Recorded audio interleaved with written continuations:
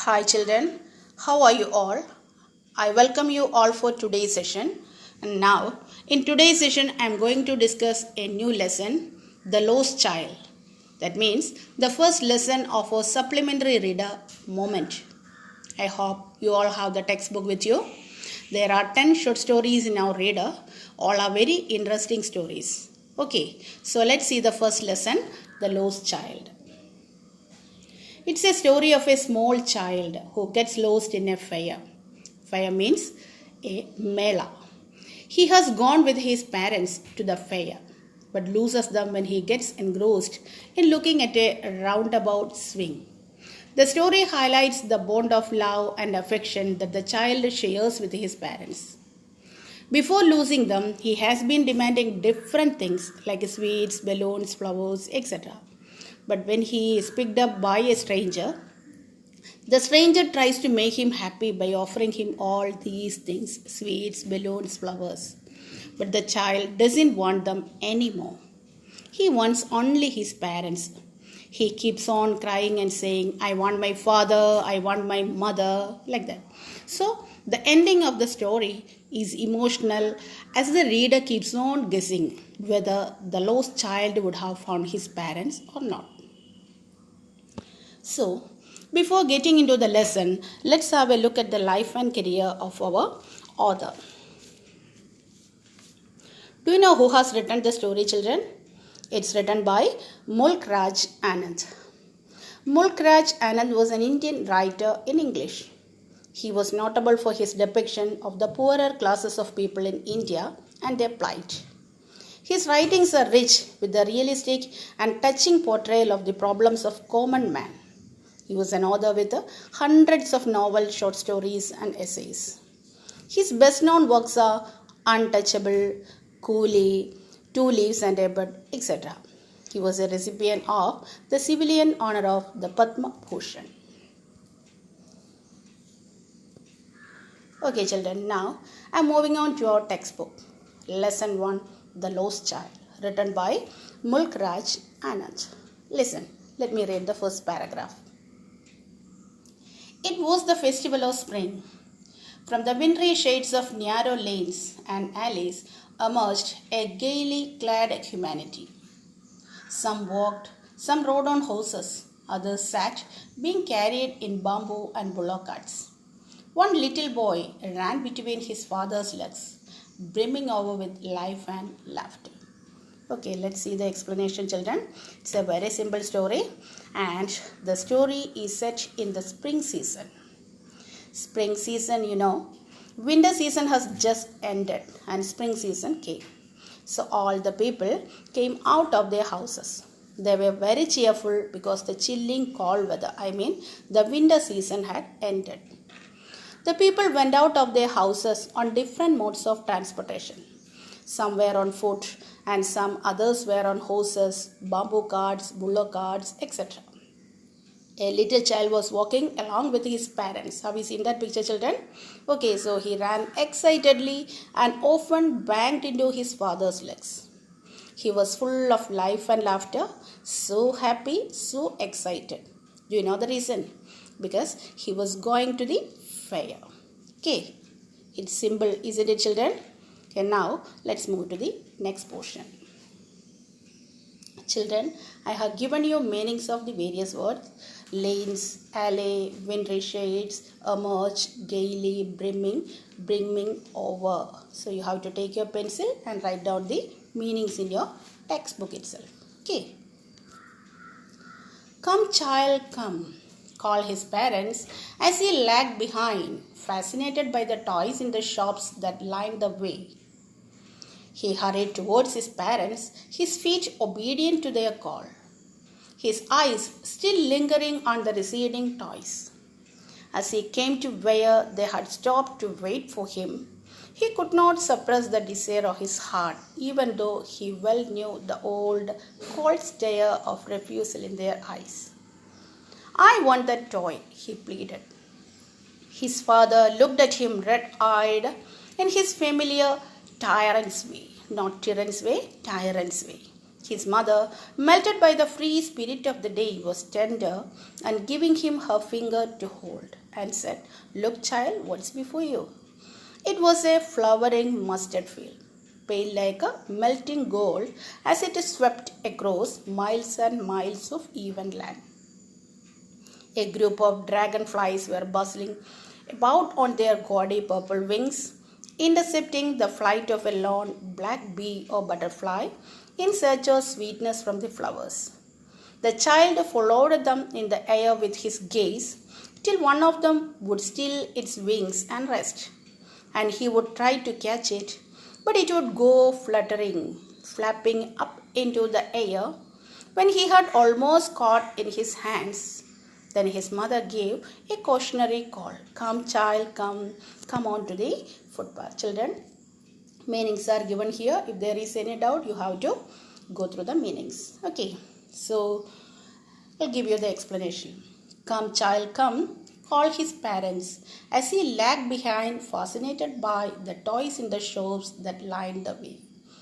Yes, his mother is calling him. He was calling by his parents because he was attracted by the toys which were displayed at the various shops, the shops that lined the way. So the child was obedient and he hurried towards his parents on being called. But his eyes still lingering on the toys. Lingering means lasting for a long time. Still focused on the toys because he wanted to buy a toy. He could not suppress his desire. Even though he knew the old cold stare of refusal in their eyes. Whose eyes, children? His parents' eyes. Yes, he was very familiar with the emotionless way of his parents. He knew well that they would stare at him with a refusal in their eyes if he asked for a toy. So, the boy could not control his desire. At last, what did he do? He pleaded for a toy. Pleaded means he requested for a toy. "I want that toy," he pleaded. He requested for a toy. His father looked at him red-eyed. What's the meaning of red-eyed? Red-eyed means he became very angry. He looked at him just like a tyrant. What do you mean by tyrant?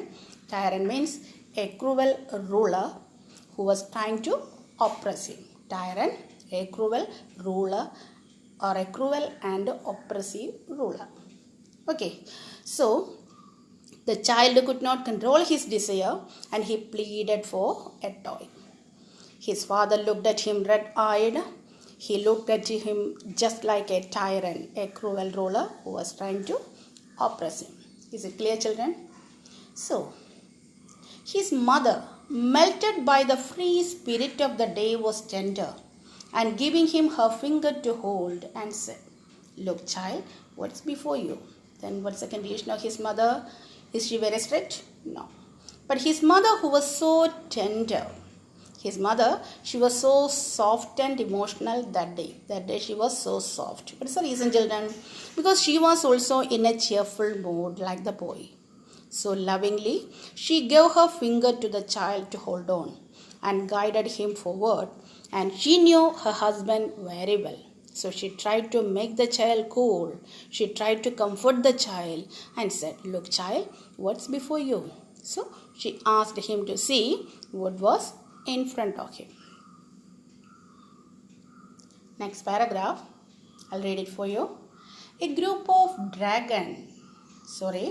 it was the flowering mustard field, pale like melting gold as it swept across miles and miles of even land. So, mother said, "Child, look there, what's before you?" What was there, children? There was a vast field full of bright yellow colored mustard flowers. You know what's a mustard? A group of dragonflies were bustling about on their gaudy purple wings, intercepting the flight of a lone black bee or butterfly in search of sweetness from the flowers. The child followed them in the air with his gaze till one of them would still its wings and rest, and he would try to catch it, but it would go fluttering, flapping up into the air when he had almost caught it in his hands. Then his mother gave a cautionary call. Come, child, come to the footpath. Okay, so what's happening there, children? There was a vast field full of bright yellow colored mustard flowers. They seemed like flowing streams of gold. They looked like flowing streams of gold. And next, he could see a group of dragonflies, black bees, and butterflies buzzed around, sucking nectar from the flowers. The child had forgotten the toys. Now, the child had forgotten the toys. He followed the butterflies, buzzing bees, and dragonflies. When one of them sat somewhere, he tried to catch it. But the tiny creature flew away the next instant. Again, he heard the call, a warning. Come, child, come to the footpath. Don't go away. His mother called him as they started walking down the footpath. Okay, let's move to the next paragraph. He ran towards his parents gaily and walked abreast of them for a while, being, however, soon left behind and attracted by the little insects and worms along the footpath that were teeming out from their hiding places to enjoy the sunshine. Come, child, come, his parents called from the shade of a grove where they had seated themselves on the edge of a well. He ran towards them. A shower of young flowers fell upon the child as he entered the grove, and forgetting his parents, he began to gather the raining petals in his hands. But lo, he heard the cooing of doves and ran towards his parents, shouting, The dove, the dove. The raining petals dropped from his forgotten hands. Come, child, come, they called to the child, who had now gone running in wild capers round the banyan tree, and gathering him up, they took the narrow, winding footpath which led to the fire through the mustard fields. Okay, let's see the explanation, children. He ran towards his parents. Why? The child ran towards his parents because they have called them. They have called him. He walked abreast of them. He walked very next to them. He walked abreast means he walked very next to them. But after a few steps, what happened? Again, he lagged behind. Why? He was left behind to see the insects and worms who were teeming out, who were coming out of the soil. Yes, the season has changed. They were also coming out of their hiding places like human beings for what, children? To enjoy the sunshine. Is it clear, children? Okay, let's see the next portion. Come, child, come, his parents called from the shade of a grove where they had seated themselves on the edge of a well. He ran towards them. Again, his parents called him. They sat next to a well under a shady tree. The child once again ran and joined his parents. A shower of young flowers fell upon the child as he entered the grove, and forgetting his parents, he began to gather the raining petals in his hands. But lo, he heard the cooing of doves and ran towards his parents, shouting, The dove, the dove.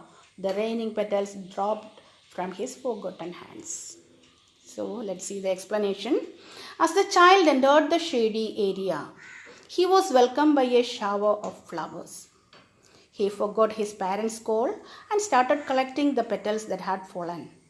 But lo, he heard the cooing of doves. Just then, he heard the sound of doves, and he was very excited to see them. So he started to run towards his parents, shouting, The dove, the dove. The petal that he had collected dropped or fell down from his hands. Fell down from his forgotten hands. What do you mean by that, children? Forgotten hands. So when the child got attracted towards the next thing, he forgot what he had been doing earlier. So that is what is forgotten hands. Okay, hope you understood the paragraph. So let's read the last paragraph of our today's session. Come, child, come, they called to the child, who had now gone running in wild capers round the banyan tree, and gathering him up, they took the narrow, winding footpath which led to the fire through the mustard fields. Children, again, meaning is written here. Don't forget to write it in your textbook. So, come, child, come. Yes, the child was running.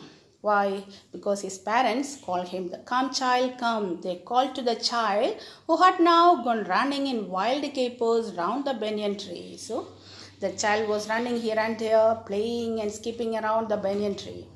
They lifted him from there and walked down a narrow curving lane through which they crossed the mustard fields and reached the fire. Okay.